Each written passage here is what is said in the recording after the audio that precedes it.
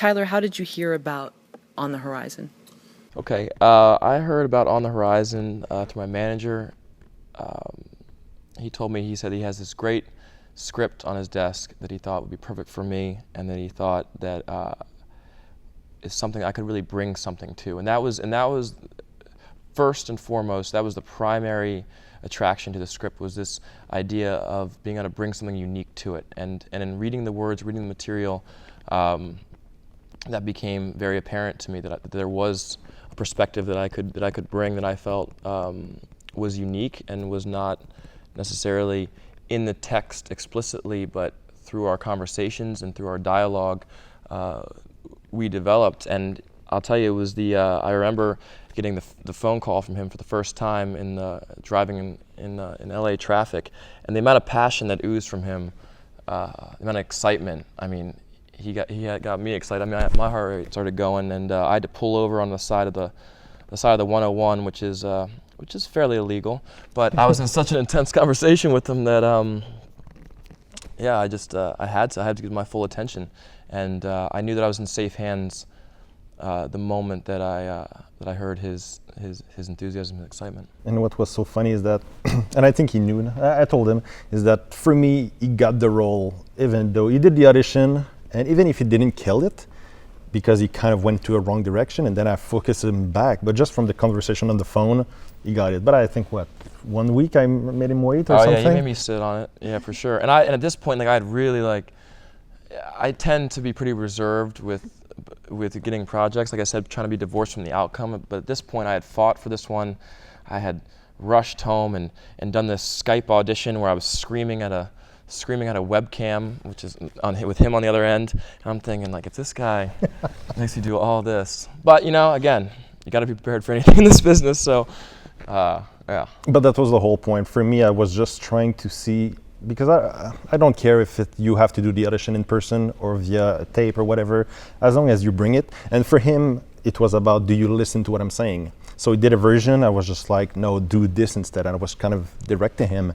And then I was reading the text. I was like, and because the reader that he was not right, that person didn't get the right tone for the Alyssa. So when I did it with him, I was Alyssa, and then I was like, boom, inside of him. Oops. And then, but then for the audition, it just worked like crazy. And we did it, 3-4 times? Yeah. But at one point, I was just playing with him. I was just wanted to see, can he still go on and go on and go on? And he was always getting better and better. And then I was like, yeah, he got it. But just physically, he fit Casey, and he listened to me. And it was all about passion. And I think he felt the same thing for me. And it was very versatile. So as soon as I talked to him, I was just like, yeah, he didn't. But I'll torture him a little bit. Yeah, he had me wait a little bit. But I was very excited to get on board with this one. Yeah, no, it's so far in my career is the best choice so far. So. And for me as well. I mean, I've never gotten to pour as much of my heart into something. I've never gotten to, I mean, like I said, by the time all the work was done, by the time we had done all the preparation, there was not a whole lot of acting on screen. And I mean that in the most positive of senses, and that it felt effortless because of everything that we had done up to that point. Yeah. And plus, too, you needed to know that you could work with someone in such close quarters. I mean, you said you had a crew of 3 people maybe with the sound. Yeah, that's another thing. For me, it's always to find people that I can be friends with. It's not just work. Yes, it is work, but at the same time, it's such a tight crew.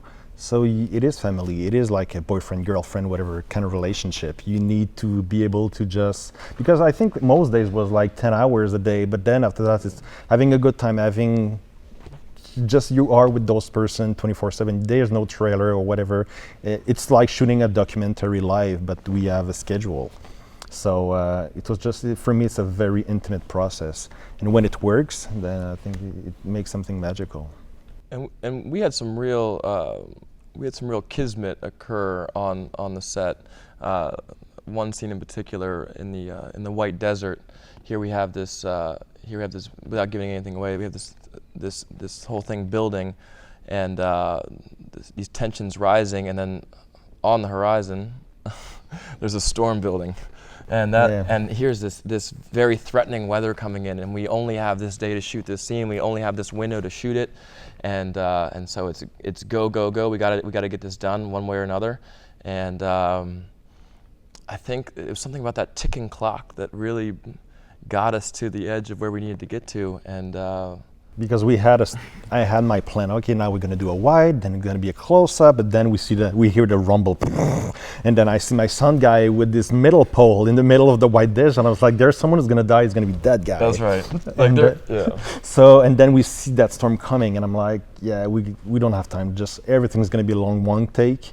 And the fact that it was, I think it makes him better. It makes just everything was way more alive, and I think it works with that scene that there's no interruption, and with the storm coming, the clouds was forming, and yeah, I think everything happens for a reason. When you shoot something like that, everything happens for a reason, and it worked. I think that's the best scene of the film. It's like the sense of urgency that was a result of Mother Nature itself, which is like, there's no substitute for that. It was incredible. We got lucky. We did.